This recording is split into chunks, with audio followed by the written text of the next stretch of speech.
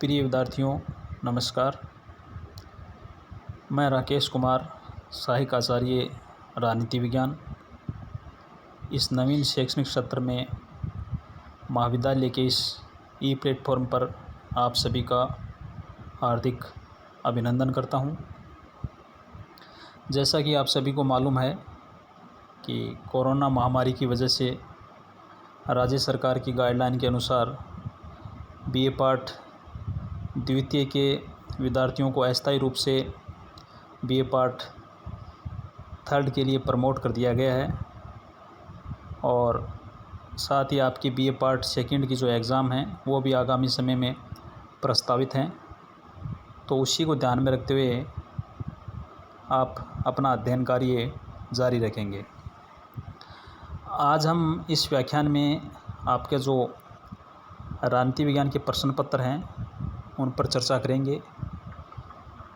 जो आपका पहला प्रश्न पत्र है प्रमुख पश्चिमी राजनीति विचारक और दूसरा आपका जो प्रश्न पत्र है वो है अंतर्राष्ट्रीय संबंध।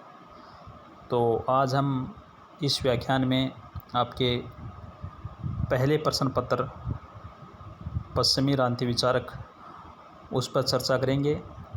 इस प्रश्न पत्र को 3 भागों में 3 खंडों में बांटा गया है।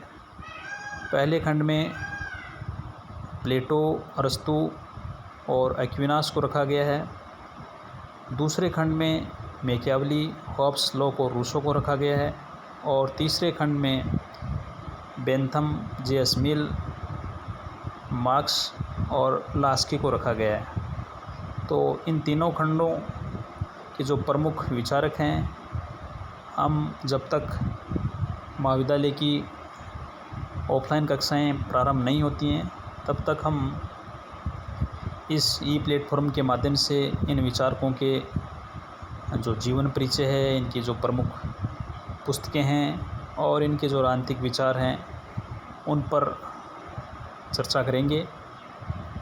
इसके साथ ही आपका जो पहला प्रश्न पत्र है वो परीक्षा के दृष्टिकोण से 100 अंकों का होगा और इन 100 अंकों को 3 खंडों में बांटा गया है।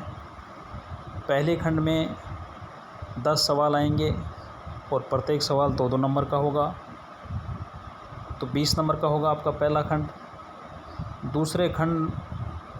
दूसरा जो खंड है उसमें 4 सवाल पूछे जाएंगे और प्रत्येक सवाल है वो 5 नंबर का होगा। तो दोनों खंडों के सवाल आपको अनिवार्य रूप से करने हैं।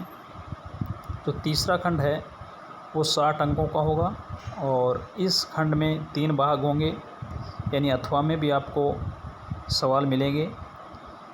तो 3 सवाल आपको हल करने होंगे, 20-20 नंबर के 3 सवाल होंगे और ये खंड भी 60 अंकों का होगा।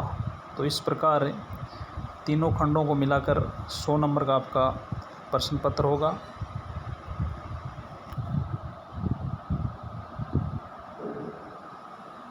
तो इस प्रकार आप पहले प्रश्न पत्र के लिए पी.डी. शर्मा की जो पुस्तक है उसको ले सकते हैं।